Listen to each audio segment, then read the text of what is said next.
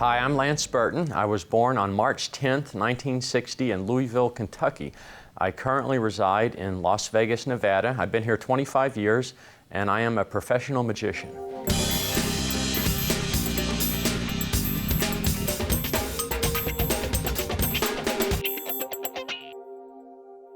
Oh, perfect happiness. That's at the end of the show. I do my last trick. I come forward and the audience jumps to their feet and cheers. The standing ovation. Doesn't get any better than that. My greatest fear is I'll go out on stage and they will boo me and hate me. And that's happened before, early in my career. My second greatest fear is that I will show up to work one day and all my magic equipment will be packed and sitting out on the sidewalk, and the hotel will say, you know what, we just came to the realization, you don't have any talent, you have to leave now. The living person that I admire most. The great Tom Sony, my magic teacher and mentor. He's been in magic for 60 years or more. He's a wealth of knowledge. I still learn from him to this day. I am stubborn, I guess, which could be a positive thing most of the time, but sometimes it can be a negative thing. You get something in your mind that you just won't let go of. You have a vision of how something should happen on stage. Sometimes you sort of shut out other people's suggestions. But as I get older, I've discovered that I'm a little better at collaborating with people and listening when someone else is giving me input. I think the characteristic I dislike in other people is probably arrogance. Arrogance, I've always found, springs out of fear. And if you see someone who is arrogant, that usually means they're a very insecure person. I guess I'm the classic workaholic. I don't have much of a life outside of work. When I get off work, I'm thinking about work. When I go to sleep, I'm dreaming about my work. So I actually am a very boring person off stage. I lie basically whenever I'm working. A magician's job is to lie. Someone once said that being a magician is actually the most honest job in the entire world, because the magician says, I'm going to lie to you, I'm going to deceive you, and then he does that. What could be more honest than that? The challenge is slightly different than other types of entertainers. If a singer comes out on stage, he's going to sing a song, and the audience is sitting there and they're going, oh great, he's going to sing us a song. Or a comedian's going to tell jokes, so the audience is sitting there going, okay, this guy's going to make us laugh.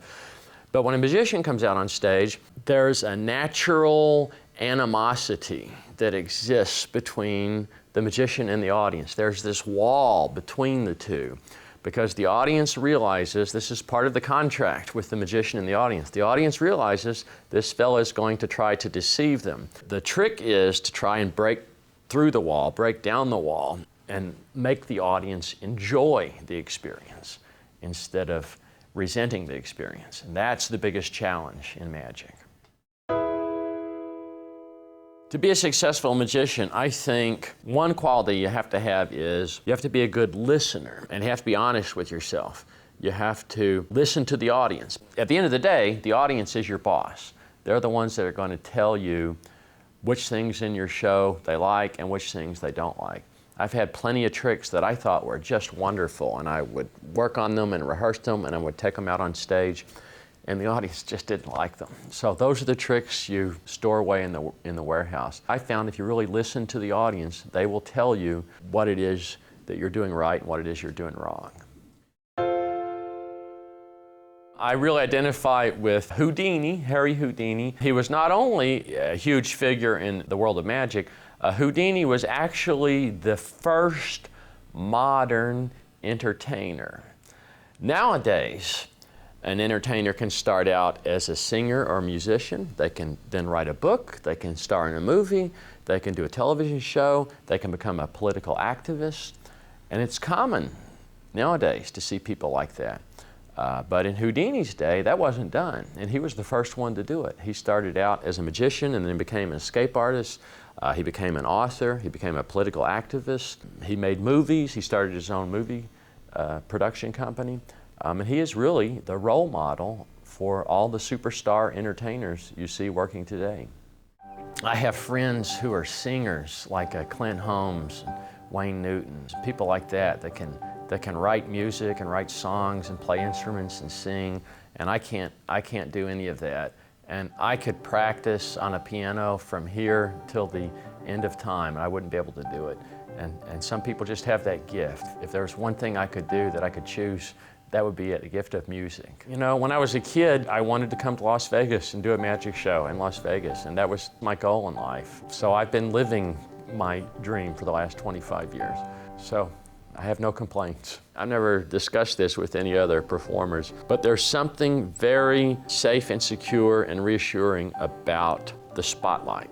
When you're on stage and all the lights are off, it's a dark stage and you're in just one spotlight. There's something about that glow, that being surrounded by light, that makes you feel safe and secure. If I could really do magic, I would wave my magic wand and I would invent a way to drive our cars without using oil. I would invent an alternate way for us to power our society. I was 5 years old. My mother worked at the Frito-Lay plant, and it was the employees' Christmas party.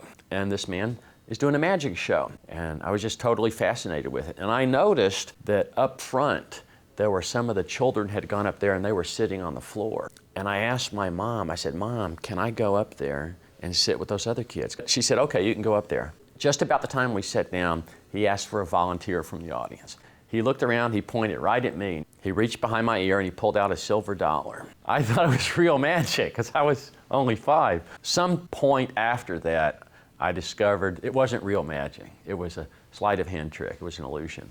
But to me, that was a good thing because then I thought, well, if it's a skill, you can learn to do this skill. And that started me on my road to studying magic. I guess the technical name now would be Gentlemen's Club. But the owner was this crazy fella, and he loved magic. He would have the girls, you know, dancing, but he'd always have a magic act come out. And at the end of the runway, they had this pole, and the girls would come out on stage and they'd swing around this pole and do all kinds of acrobatics. So if I could come back, I would come back as that pole.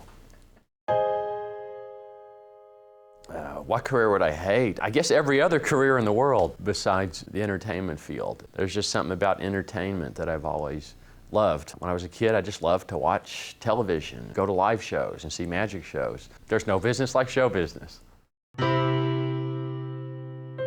My motto in life is this: you can fool some of the people all of the time. That's enough to make a living.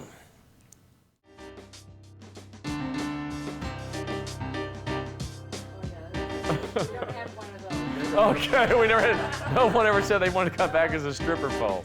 No.